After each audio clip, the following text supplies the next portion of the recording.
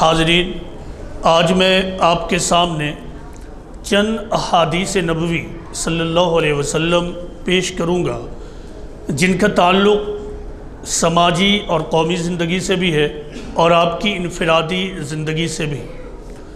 میں سمجھتا ہوں کہ اگر ان احادیث پر آپ غور کر لیں اور پھر ان احادیث نبوی کو آپ اپنی زندگی پر اتاریں، انفرادی سطح پر بھی، اور قوم کے رہنما اگر قومی سطح پہ اس کو اپلائی کریں تو پھر انفرادی زندگی میں بھی ہم کامیاب ہوں گے اور اجتماعی اور قومی زندگی بھی ہماری کامیاب ہوگی۔ اس سلسلے میں پہلی حدیث اس طرح ہے جس کی راوی حضرت عائشہ رضی اللہ عنہا ہے۔ آپ فرماتی ہیں پیغمبر اسلام محمد صلی اللہ علیہ وسلم کی پوری زندگی کی اسٹڈی کرنے کے بعد کہ ما خیر النبی صلی اللہ علیہ وسلم بین امرین الا اختار ایسرہما، یعنی پیغمبر اسلام محمد صلی اللہ علیہ وسلم کو جب بھی دو چیزوں میں سے ایک کا انتخاب کرنا ہوتا تو آپ ہمیشہ آسان کا انتخاب فرماتے ہیں۔ دوسرے لفظوں میں یہ کہ پیغمبر اسلام محمد صلی اللہ علیہ وسلم کے سامنے جب بھی کوئی معاملہ ہوتا اور اس معاملے کے تحت آپ کے پاس دو انتخاب ہوتے ہیں، ایک آسان انتخاب، آج کی زبان میں کہوں تو پرامن انتخاب، پیسفل کورس آف ایکشن، اور دوسرا مشکل انتخاب یعنی متشددانہ طریقہ یعنی وائلنفل کورس آف ایکشن۔ تو حضرت عائشہ جو آپ کی اہلیہ تھی وہ یہ فرماتی ہیں کہ آپ ہمیشہ آسان اور سہل اور پیسفل کورس آف ایکشن کو اپناتے تھے۔ آپ کا یہ طریقہ آپ کی انفرادی زندگی میں بھی تھا اور اجتماعی زندگی اور قومی معاملات میں بھی تھا۔ ہم غلطی سے یہ سمجھتے ہیں کہ اعلیٰ کامیابی کے لیے ضروری ہے کہ جو ہم راستہ اختیار کریں وہ پیچیدہ ہو، مشکل ترین ہو، ڈیفیکلٹ ہو۔ یہ کوئی ضروری نہیں ہے۔ اکثر بڑی کامیابی سیدھے اور آسان راستے سے ملتی ہے، لیکن آدمی غلط سوچ کی بنا پر اور متشددانہ فکر کی بنا پر وہ آسان اور سہل راستے کو دیکھ نہیں پاتا ہے، اس کے پاس وہ بصیرت نہیں ہوتی ہے کہ وہ متشددانہ اور وائلنفل طریقہ کار کے مقابلے میں سہل طریقہ کار کو، پیسفل کورس آف ایکشن کو کی حقیقت کو اور کامیابی کو جان لے۔ یہی وجہ ہے کہ آدمی یہ سمجھتا ہے کہ کامیابی کا مطلب ہے کوئی بہت پہاڑ جیسا راستہ ہو، کامیابی کا مطلب ہے بہت ہی ڈیفیکلٹ راستہ ہو، کامیابی کا مطلب ہے کہ بہت پیچیدہ راہیں ہوں گی، دشواریاں ہوں گی۔ ایسا ہو سکتا ہے، زندگی سہل اسموتھ نہیں ہوتی ہے، زندگی دشوار کن ہی ہوتی ہے، لیکن مطلب یہ نہیں ہے اس کا کہ کامیابی کی ہر راہ دشوار گزار راستے سے ہو کر ہی گزرے اور آپ کامیابی کی منزل پر پہنچنے کے لیے دشوار کن راستہ ہی اختیار کریں۔ آپ کے پاس سہل راستے بھی ہوں گے، آپ کے پاس آسان راستہ بھی ہوگا، قوموں کو کامیابی دلانے کے لیے پیسفل کورس آف ایکشن بھی موجود ہے۔ بس ضرورت یہ ہے کہ یہاں ٹھہرنا پڑتا ہے، یہاں صبر کی ضرورت ہوتی ہے، یہاں آدمی کے پاس اس بصیرت کی ضرورت ہوتی ہے کہ وہ یہ جانے کہ ویٹ اینڈ واچ کی حکمت کیا ہے، یعنی انتظار کرو، ویٹ اینڈ واچ، انتظار کرو اور دیکھو۔ یہ ایک پرحکمت قول ہے جس کو ہم نے سنا ہے۔ جب آدمی کے اندر اس طرح کی بصیرت ہوتی ہے تب جا کے اس کے لیے ممکن ہوگا کہ وہ رسول اللہ صلی اللہ علیہ وسلم کی اس پالیسی آف لائف پر عمل کر سکے کہ جب بھی اس کے سامنے معاملات ہوں اور دو میں سے ایک آپشن ہو، یا تو سہل راستہ یا مشکل ترین راستہ، تو وہ سہل راستے کو چوز کرے گا۔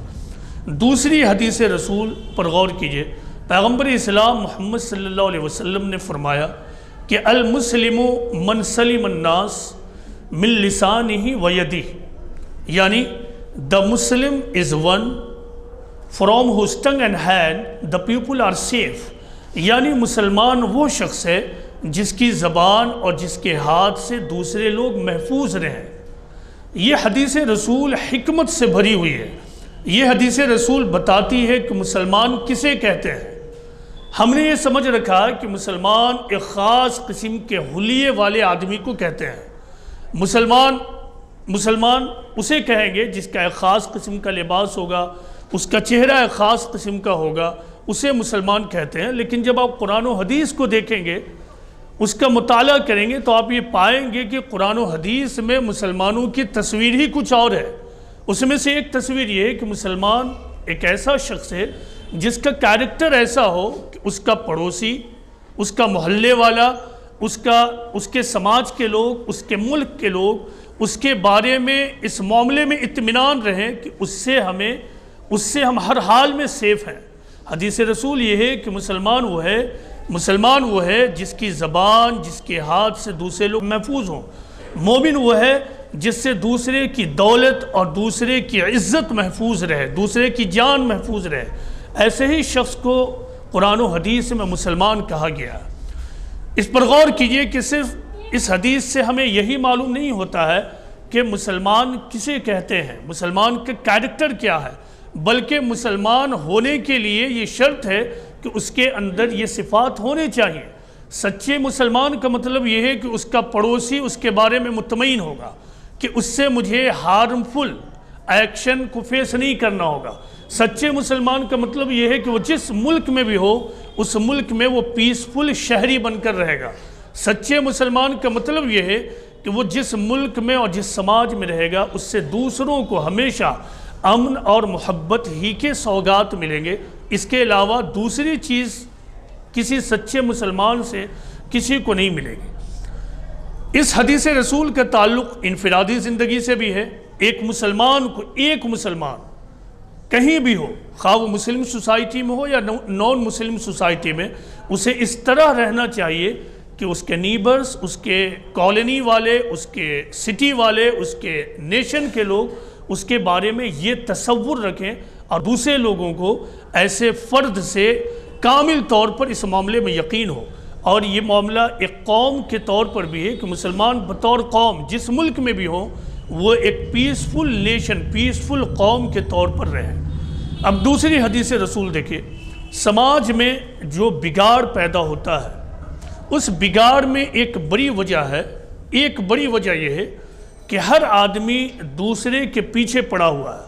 ہر آدمی کو یہ بات پسندیدہ ہو گئی ہے، وہ اس بات کو لائک کرنے لگا ہے کہ وہ دوسروں کی چغلی کھائے، دوسروں کی غیبت کرے۔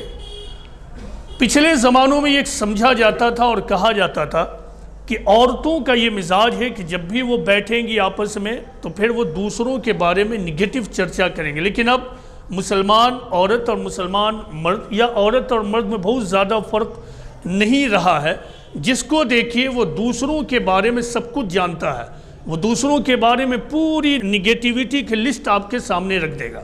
اور یہ جو نگیٹیوٹی کی لسٹ آپ دوسروں کے سامنے پیش کرتے ہیں، اسی کو دراصل چغلی اور غیبت کہتے ہیں۔ چغلی یعنی بیک بائٹنگ، اور غیبت دیکھیے کیا ہے۔ غیبت کا مطلب ہے کہ کسی کے اندر کوئی کمی ہے، کوئی گناہگار ہے، وہ گناہ کرتا ہے، اس کے اندر بہت ساری شارٹ کمنگز موجود ہیں۔ اب ان شارٹ کمنگز، اس کے گناہ، اس کے پاپوں اور اس کے غلطیوں کا چرچا آپ دوسروں کے سامنے اس طرح کریں کہ دوسرے لوگ اس کے بارے میں غلط اوپینین بنانے کے لیے مجبور ہو جائیں، دوسرے لوگ اس کے بارے میں غلط رائے بنانے لگیں، اور ایسی ہی عادت کو غیبت کہتے ہیں۔ اور غیبت کے بارے میں قرآن و حدیث میں یہ کہا گیا ہے، قرآن میں یہ بات موجود ہے کہ غیبت کرنا اللہ کے نزدیک اتنا ناپسندیدہ عمل ہے کہ اللہ اس کو کہتا ہے کہ ایسا ہی عمل ہے جیسے کوئی اپنے مرے ہوئے بہائی کا گوشت کھائے۔ کتنا بدترین اور گھنونا قسم کا گناہ ہے جو ہم سماج میں کرتے ہیں۔ اس معاملے میں صرف ایک ہی آپشن ہے کہ اگر آپ کسی XYZ کے کردار کے بارے میں بہت زیادہ فکر مند ہیں تو آپ اس کی بات کو کسی ایسے آدمی کے سامنے تو کوٹ کر سکتے ہیں جو آدمی اس کی اصلاح کی کوشش کرے، اس کے سامنے میں یا اس کے پیچھے میں، کہیں پہ بھی۔ لیکن اگر آپ کی نیت میں ذرہ برابر بھی یہ بات شامل ہے کہ ہم اس کے بارے میں، اس کی پرسنالٹی کے بارے میں یہ بات ہم دہرا رہے ہیں، دوسرے کو تاکہ اس کی امیج خراب ہو، اس کی کردار کشی ہو، تو پھر یہ غیبت ہے۔ اور غیبت کتنا بڑا گناہ ہے ابھی میں نے آپ کو بتایا۔ ایک حدیث رسول سنیے، پیغمبر اسلام محمد صلی اللہ علیہ وسلم کہتے ہیں کہ جب مجھے، ابھی رجب کا مہینہ ہے، معراج کا واقعہ اسی مہینے میں ہوا، اسی سلسلے کی حدیث ہے۔ پیغمبر اسلام محمد صلی اللہ علیہ وسلم کہتے ہیں کہ جب مجھے آسمان کی طرف لے جایا گیا تو میرا گزر ایسے لوگوں کی طرف سے ہوا جن کے ناخن کوپر کے تھے، تانبے کے، اور وہ اپنے ناخن سے اپنے چہرے کو اور اپنے سینے کو نوچ رہے تھے، اسکریچ کر رہے تھے۔ میں نے جبرائیل سے پوچھا کہ اے جبرائیل یہ کون ہے؟ حضرت جبرائیل نے جواب دیا، they are those who are given to backbiting and who aspersed people's honor۔ حضرت جبرائیل علیہ السلام نے کہا یہ وہ لوگ ہیں جو دوسروں کی غیبت کرتے تھے، چغلی کرتے تھے اور دوسروں کی عزت کو داغدار کرتے تھے۔ ایسے لوگوں کا کل آخرت میں یہ حال ہوگا، یہ حال آخرت میں ہوگا۔ لہٰذا اس معاملے میں آپ اپنے آپ کو تھوڑا سچیت کر لیجئے، ہوشیار بنائیے۔ دنیا تو تباہ ہو ہی رہی ہے، آپ کے رشتے خراب ہوتے ہیں، آپ کی دوستی خراب ہوتی ہے، ایسے آدمی کے اوپر کوئی کبھی ٹرسٹ اور کانفیڈنس نہیں کر پاتا ہے۔ اس کا برا نتیجہ یہ بھی ہے کہ سماج میں اب کوئی آدمی بھی اپنے لیے ایک ایسا آدمی نہیں ڈھونڈ پاتا ہے جس کے سامنے وہ جا کر اپنے درد کو انڈیل سکے، جہاں پہ وہ اپنی غلطیوں کو انڈیل دے اور پھر یہ امید کرے کہ مجھے سمجھ کر، میری نفسیاتی پرابلم کو سمجھتے ہوئے، میرے درد کو سمجھتے ہوئے یہ میرا علاج کریں گے، نہ کہ میری اب ان برائیوں کو لے کر سماج میں چرچا کریں گے اور مجھے انڈر اسٹیمیٹ کریں گے، مجھے ہیوملیٹ کریں گے۔ اب ایسا آدمی ملنا مشکل ہے، کسی کو اس بات کا یقین ہی نہیں رہا کہ ایسا آدمی موجود ہے، اس کے پاس ہم جائیں، ہم یہ بتائیں کہ میں نے جھوٹ کیوں بول دیا، ہم یہ بتائیں کہ میں نے فحش کیوں کر دیا، ہم یہ اس کے سامنے کہہ سکیں کہ مجھ سے گناہ کبیرہ کیوں ہو گیا، میں نے کیوں شراب پی لی، نعوذ باللہ، تو ہم یہ بتا سکیں۔ تو ایسا آدمی ہی نہیں ہے، کیوں؟ کیونکہ ہم کو ٹرسٹ نہیں ہے کہ ہم جا کے کسی کے سامنے ایسا کہہ سکیں۔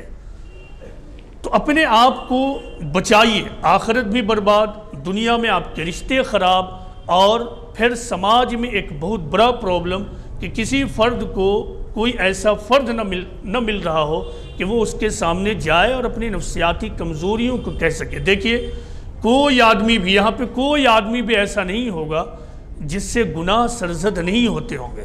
آپ میں جتنے لوگ بھی بیٹھے ہوئے، کوئی ایک آدمی بھی ایسا نہیں ہوگا جس سے ماضی میں گناہ نہیں ہوئے ہوں گے، اور جو اس بات کا مکمل ارادہ رکھتا ہوگا بالکل لوہے کی طرح، وہ اس معاملے میں آئرن مین بن گیا ہوگا کہ اب آئندہ مجھ سے کوئی گناہ نہیں ہوگا یا میں نہیں کروں گا۔ ایسا کوئی آدمی نہیں ہوگا۔ اگر آپ میں کوئی ایسا آئرن مین ہے جو مستقبل میں اپنے بارے میں یہ فیصلہ رکھتا ہے، اس کو بھی اس بات کی اجازت نہیں ہے کہ وہ دوسروں کے بارے میں دوسروں سے اس طرح کی بات کہے، یعنی بیک بائٹنگ کرے، غیبت کرے، دوسروں کی عزت اور آنر سے کھیلے۔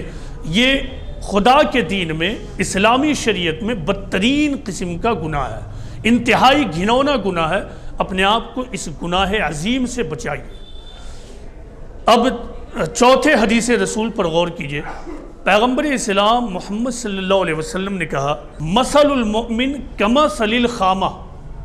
پیغمبر اسلام محمد صلی اللہ علیہ وسلم نے کہا کہ مثل المؤمن کمثل الخامہ، یعنی the example of a believer is that of a fresh tender plant۔ ایک مومن اور ایک سچے مسلمان کی مثال ایسی ہے جیسے ایک نرم درخت ہو، ایک نرم پودا ہو۔ آگے حدیث کا حصہ یہ ہے کہ فرام ویئر ایور دا ونڈ بلو، جس طرف سے بھی آندھی اور طوفان آتا ہے، اٹ بینڈس اٹ، یہ اپنے آپ کو موڑ لیتا ہے۔ And when the wind becomes quiet, جب ہوا اور طوفان تھم جاتا ہے، پھر یہ دوبارہ اٹ بیکمس اسٹریٹ اگین، یہ دوبارہ اپنے آپ کو سیدھا کر لیتا ہے۔ یہ حدیث رسول وزڈم اور حکمت سے بھری ہوئی ہے۔ یہ حدیث رسول بتاتی ہے کہ مومن کی شان یہ نہیں ہے کہ وہ اکڑ رکھے، وہ حالات میں اکڑ میں نہیں ہوتا ہے، بلکہ اس کے اندر فلیکسیبلٹی ہوتی ہے۔ وہ حالات کے اعتبار سے اپنے آپ کو بینڈ کرنا جانتا ہے، دیکھیے حالات کبھی سازگار نہیں ہوتے ہیں، نہ گھر کے اندر، نہ سماج کے اندر، نہ ملک کے اندر، حالات بدلتے رہتے ہیں۔ کئی دفعہ حالات اتنے سخت ہو جاتے ہیں کہ آپ کے سامنے دو میں سے ایک آپشن ہوگا۔ آپ کی فیملی لائف میں بھی ایسا ہوگا، سوشل لائف میں بھی ایسا ہوگا، اور نیشنل لائف میں بھی ایسا ہوگا۔ یہ حدیث رسول ہر جگہ استعمال آئے گی۔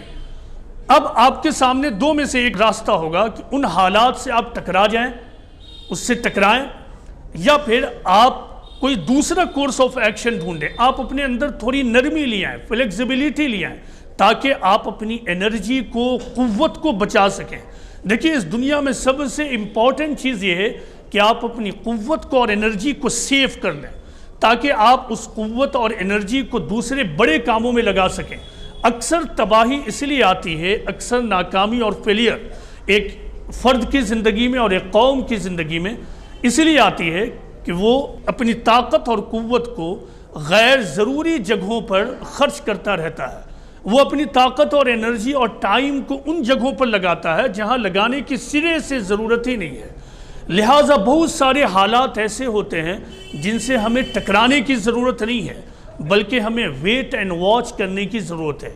خواہ وہ معاش کا مسئلہ ہو، خواہ وہ رشتوں کا معاملہ ہو، خواہ وہ کوئی اور معاملہ ہو، ہر معاملے میں، یا پھر تعلیم کا معاملہ ہو۔ آپ تعلیم کے میدان میں ایکسل کرنا چاہتے ہیں، اگر آپ کے اندر جلد بازی ہو، اکڑ ہو، آپ نے ایگزام دیا، فیل کر گئے، آپ کے سامنے خاطر خواہ رزلٹ سامنے نہیں آیا، تو پھر کیا ہوگا؟ آپ پریشان ہوں گے، پھر اکڑ ہوگا، چھوڑو ہٹاؤ، دوسرے راستے کو اختیار کرو۔ تھوڑا ٹھہر جائیں، صبر کر لیں، حالات سے کمپرومائز کر لیں، پھر دیکھیں کہ حل کیا ہے۔ یہ حدیث رسول یہی بتاتی ہے کہ مثل المومن کمثل الخامہ، the example of a believer is that of a fresh tender plant، یعنی مومن کی مثال نرم پودے کی طرح۔ تو اپنے آپ کو نرم پودے کی طرح بنائیے، مطلب اپنے اندر سے اکڑ ختم کیجئے، اپنے اندر سے انفلیکسیبلٹی کو ختم کیجئے، اپنے اندر لچک لائیے۔ حالات کے سامنے اکڑ کا طریقہ اختیار نہ کیجئے۔ دیکھیے اکڑ کیا ہے؟ اکڑ دراصل انانیت اور ایگوئزم ہے کہ آپ انا میں پڑ جائیں، اچھا ہم کیوں نہیں کر پائیں گے، نہیں ہوتا ہے، کئی دفعہ آپ چھوڑ دیجئے، نہیں ہم کریں گے، ایسا نہیں ہوتا۔ پیغمبر اسلام محمد صلی اللہ علیہ وسلم کی زندگی کو دیکھیے، آپ انتہائی پیسفل سفر پہ ہے، مدینہ سے مکہ عمرہ کے لیے جا رہے ہیں، لوگوں نے روک لیا، دشمنوں نے روک لیا، رکو ہم تمہیں مکہ میں انٹر نہیں کرنے دیں گے، عمرہ نہیں کرنے دیں گے، کچھ نہیں۔ اب وہاں پہ ایک طریقہ تو یہ تھا، آپ اکڑ کا طریقہ اختیار کریں۔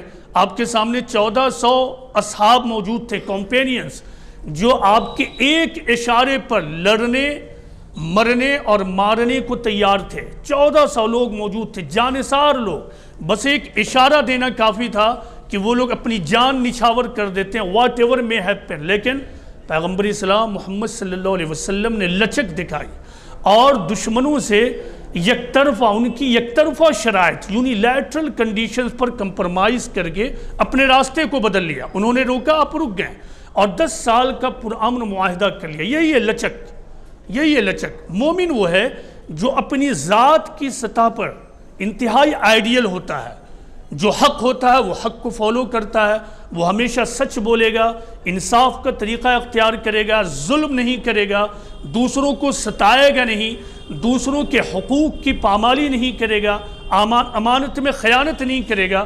جہاں تک اس کی ذات کا معاملہ ہے وہ اسی طرح رہے گا، لیکن جب سماج کا معاملہ ہوگا تو وہاں پہ وہ پریکٹیکل وزڈم کو اختیار کرے گا۔ وہی بات کہ مثل المؤمن کمثل الخامہ، کہ مومن کی مثال ایسی ہے جیسے کہ وہ نرم پودا ہو، مومن نرم پودے کی طرح ہوتا ہے۔ اسی طرح ایک دوسری حدیث ہے کہ پیغمبر اسلام نے کہا کہ وما تواضع احد للہ، یعنی جو شخص بھی تواضع کا طریقہ صرف اس لیے اختیار کرتا ہے تاکہ وہ اللہ کی رضا کو اختیار کرے، اللہ کی خوشنودی اختیار کرے۔ اللہ تعالیٰ کا یہ قانون ہے کہ پھر ایسے لوگوں کی عزت کو، اکرام کو اللہ بلند کر دیتا ہے۔ یہ حدیث رسول ہے کہ جو لوگ تواضع کا طریقہ اختیار کریں، موڈسٹی کا طریقہ اختیار کریں، تو پھر اللہ تعالیٰ ایسے لوگوں کے درجات کو بلند کر دیتا ہے۔ مطلب یہ ہے کہ تواضع دراصل گھمنڈ، کبر، انا، ایگو، پرائیڈ کا اپوزٹ ہے۔ تواضع جو ہے یہ گھمنڈ، انا کبر پرائڈ کا اپوزٹ ہے. تو آدمی یہ سمجھتا ہے کہ ہم کیوں جھکیں، ہم کیوں اس نے ایسا کہا ہم کیوں جھک جائیں، میں تو صحیح ہوں وہ غلط ہے، آخر میں کیوں اس طرح کا طریقہ اختیار کروں. نہیں، ایسا نہیں ہوگا. یہ انا ہے، یہ اکڑ ہے. اسلام آپ کو یہ سکھاتا ہے کہ اپنی زندگی میں چاہے وہ فیملی لائف ہو چاہے سوشل لائف، تواضع کا طریقہ اختیار کرو. یہ تواضع کا طریقہ، موڈسٹی کا طریقہ ایک طرف دنیا میں تم کو کامیابی کی منزل تک پہنچانے کی ضمانت ہے، تو دوسری طرف دنیا اور آخرت دونوں اعتبار سے اللہ تعالیٰ تمہیں یہ ضمانت دیتا ہے کہ وہ تمہارے درجات کو بلند کرے گا. اسی لیے یہ گھبرانے کی ضرورت نہیں ہے کہ تواضع کے طریقہ اختیار کرنا بزدلی ہے، اس میں اپنی بے عزتی کچھ بھی نہیں. اللہ عزت دینے والا ہے. وَتُعِزُّ مَن تَشَاءُ وَتُذِلُّ مَن تَشَاءُ. عزت اور ذلت دونوں اللہ کے ہاتھ میں ہے، یہ کسی بندے کے ہاتھ میں نہیں ہے. اگر عزت ملنی ہوگی اللہ دینا چاہے گا تو وہ دے گا، اور اگر اللہ کسی کو ذلیل کرنا چاہے، کسی فرد کو یا کسی قوم کو، تو دنیا کی کوئی طاقت اس کو ذلت سے نہیں بچا سکتی ہے. اب ایک آخری حدیث پر غور کر لیجئے. یہ حدیث رسول آپ کے دینی زندگی سے بھی تعلق رکھتی ہے اور آپ کی سماجی زندگی سے بھی. یہ بات مشہور ہے کہ سب سے افضل جہاد کیا ہے؟ سب سے افضل جہاد کیا ہے؟ مشہور حدیث رسول ہے کہ افضل الجہاد کلمۃ عدل عند سلطان جائر، کہ سب سے افضل جہاد یہ ہے کہ آدمی ایک ظالم حکمراں کے سامنے عدل اور انصاف کی بات، حق کی بات کہے. یہ بات بہت مشہور ہے. اب اس وجہ سے عجیب مسلم سوسائٹی میں کیوٹک ماحول دیکھیے گا، مسجد کے اندر بھی مسجد کے باہر بھی. ایک آدمی صرف اس لیے بول پڑتا ہے کہ حق کی بات بولنا ہر حال میں ضروری ہے، ہمیں چیخ پڑنا چاہیے، ایسے لوگوں کو روک دینا چاہیے. یہ ایک حدیث ہے. اس حدیث سے تو سیدھا سادھا مطلب یہی نکلتا ہے. لیکن ایک دوسری حدیث دیکھیے، اس مفہوم کی بھی بہت ساری حدیثیں حدیث کی کتابوں میں موجود ہے کہ پیغمبر اسلام محمد صلی اللہ علیہ وسلم نے کہا کہ اگر تمہیں اپنے حکمراں کے اندر کوئی ایسی بات معلوم ہو جو ناپسندیدہ معلوم ہو تو پھر اس پہ تم صبر کر لو. اسی طرح ایک حدیث رسول ہے، حضرت حذیفہ رضی اللہ عنہ راوی ہیں، وہ کہتے ہیں کہ پیغمبر اسلام نے ہمیں فتنے کے دور سے آگاہ کیا، بہت ساری چیزیں بتائیں. پیغمبر اسلام نے کہا کہ ایک دور ایسا بھی آئے گا کہ تمہارے رولرز، تمہارے حکمراں ظالم ہوں گے. حضرت حذیفہ نے کہا کہ میں نے دریافت کیا کہ اللہ کے رسول اگر ہم وہ زمانہ پائیں تو ہم یا کیا کریں؟ پیغمبر اسلام نے کہا کہ سنو اور اطاعت کرو، اسمعوا واطیعوا، سنو اور اطاعت کرو. یعنی ظالم حکمراں جو ہوگا اس کے مقابلے میں سنو اور اطاعت کرو. آگے کی بات اور سخت ہے کہ اگر وہ تمہاری پیٹھ پر کوڑے بھی مارے، تمہاری دولت کو سینے، تب بھی تم اس کی سنو اور اطاعت کرو. اب یہ دونوں حدیثوں کو دیکھیے، ایک حدیث میں ایک بات اور دوسری حدیث میں دوسری بات. ایسا معلوم ہوتا ہے دونوں حدیث ایک دوسرے کو کانٹراڈکٹ کرتی ہے. لیکن بات یہ ہے کہ پہلی حدیث کا تعلق دراصل قولی نصیحت سے ہے اور دوسری حدیث کا تعلق عملی ٹکراؤ سے ہے. اسلام یہ کہتا ہے کہ جہاں تک قولی نصیحت کا معاملہ ہے، آپ کو ایسا لگتا ہے کہ آپ کے سماج کا کوئی طاقتور آدمی، بالخصوص حکمراں طبقہ، کچھ گڑبڑی کر رہا ہے، گڑبڑی پھیلا رہا ہے، ظالم ہے، تو پھر آپ کو یہ تو حق ہے کہ آپ قولی نصیحت کا طریقہ اختیار کریں، خیر خواہانہ طریقہ اختیار کریں. لیکن یہ اس کام سے پیغمبر اسلام نے بالکل روک دیا ہے، بالکل حرام کے درجے میں پہنچا دیا ہے کہ ظالم حکمراں کے مقابلے میں ٹکراؤ کا طریقہ اختیار کرو. اس حدیث رسول کو دینداروں کو، مصلحین کو، ریفارمرز کو اپنے سامنے میں سب سے زیادہ رکھنا چاہیے. صرف معاملہ ظالم حکمراں ہی کا نہیں ہے. سماج میں اکثر ایسے لوگ بھی ہوتے ہیں جو انفلوئنس ان کا ہوتا ہے، وہ کئی وجہوں سے ایک طاقتور مقام پہ پہنچ جاتے ہیں. تو اب ان کی دینی اصلاح کیسے ہوگی؟ کیا آپ کھڑے ہو کے کچھ بھی اس کے سامنے بول پڑیں گے؟ ظاہر ہے اس کے جواب میں وہ طاقت کا استعمال کرے گا، آپ کو ذلیل کرنے کی کوشش کرے گا. حکمت کا طریقہ ہے. ایک روایت ہے کہ حضرت عبداللہ بن عباس سے لوگوں نے پوچھا کہ ہم ظالم حکمراں کو نصیحت کیسے کریں؟ حضرت عبداللہ بن عباس نے بتایا کہ دیکھو، اگر تمہارے لیے ضروری ہو جائے تو اس طرح نصیحت کرو کہ وہ تمہارے اور اس کے درمیان کا معاملہ ہو. یہ ہے افضل الجہاد، افضل جہاد. تو ایسا نہ ہو کہ دین کے نام پر آپ فساد پھیلانے والے ہو جائیں، دین کے نام پر مسجد اور سماج کے اندر فتنہ پھیلانے والے بن جائیں، بلکہ ہر حال میں سماج میں امن، بھائی چارے اور محبت کا ماحول قائم رہنا چاہیے. چند احادیث آپ کے سامنے میں نے پیش کی، اب ان کو آپ اپنی زندگی پر اپلائی کیجئے، اپنی ذاتی زندگی میں بھی، اپنے سوشل لائف میں بھی اور نیشنل لائف میں بھی۔ اس بات کی گارنٹی ہے کہ اگر آپ ان احادیث رسول صلی اللہ علیہ وسلم کو آپ اپنی زندگی میں اپلائی کر لیں، لیڈرز ان کو نیشنل ایشوز میں اپلائی کر لیں اور غیر ضروری طور پر مسلمانوں کو الجھنوں میں ڈالنے کی کوشش نہ کریں، تو پھر یہاں بھی کامیابی ہے، آخرت میں بھی کامیابی ہے۔ اب آخری بات، کنکلوڈنگ بات دیکھیے کہ دین پر عمل کرنا اور دین کو تمام انسانیت تک پہنچانا میری اور آپ کی تمام لوگوں کی اپنے اپنے حالات کے اعتبار سے ذمہ داری ہے، جسے اشاعت دین یا دعوت اللہ کہتے ہیں۔ یہ ہر آدمی کی اپنے اپنے حالات کے اعتبار سے ذمہ داری ہے۔ موجودہ زمانے میں بہت ساری آسانیاں پیدا ہوئی ہیں، ان میں سے ایک آسانی یہ سوشل میڈیا ہے، یعنی فیس بک، واٹس ایپ اور اس طرح کے دوسرے جو سوشل میڈیا کے ہینڈلز ہیں، ان کا آج تک زیادہ تر جو استعمال ہو رہا وہ انٹرٹینمنٹ میں استعمال ہو رہا ہے۔ یہاں بھی آپ دیکھتے ہوں گے یہ ریکارڈنگ ہوتی ہے، اس کا مقصد یہ ہوتا ہے کہ جو بھی یہاں بات ہو اس کو دوبارہ سوشل میڈیا پلیٹ فارم پہ ڈال دیا جائے تاکہ زیادہ سے زیادہ لوگ اس سے استفادہ کر سکیں۔ یہاں بیٹھے ہوئے لوگوں کی کم از کم اس معاملے میں جو ذمہ داری ہے وہ یہ ہے کہ ان چیزوں کو وہ دوسروں تک پہنچائیں۔ آپ فلمی چینل، گانے کے چینل سبسکرائب کیے ہوئے ہوتے ہیں اور یہ بالکل فری ہوتا ہے، اس میں آپ کا پیسہ نہیں لگتا ہے۔ آپ کے پاس اگر اسمارٹ فون ہے اور اس میں اگر ڈیٹا موجود ہے تو یہ بالکل فری ہوتا ہے۔ آپ کا یہ جو centre for piece and objective studies ہے جو دعوت کا کام کر رہا ہے، اس کا چینل cpos.india کے نام سے موجود ہے۔ یہاں بیٹھے ہوئے تمام لوگ بالخصوص نوجوان کم از کم یہ کر سکتے ہیں کہ اپنے گھر کے لوگوں کو دین سکھانے کے لیے ان ویڈیوز کا استعمال کریں اور زیادہ سے زیادہ لوگوں تک پہنچائیں۔ یہ بھی کم از کم آپ کا دین کی اشاعت میں ایک حصہ ہوگا اور اللہ سے امید ہوگی کہ اللہ آپ کو اس کا عظیم اجر دے۔ اللہ تعالیٰ سے یہ دعا ہے کہ اللہ تعالیٰ ہم سب کو دین پر عمل کرنے اور دین کو تمام انسانیت تک پہنچانے کی توفیق دے۔ وما علینا الا البلاغ المبین۔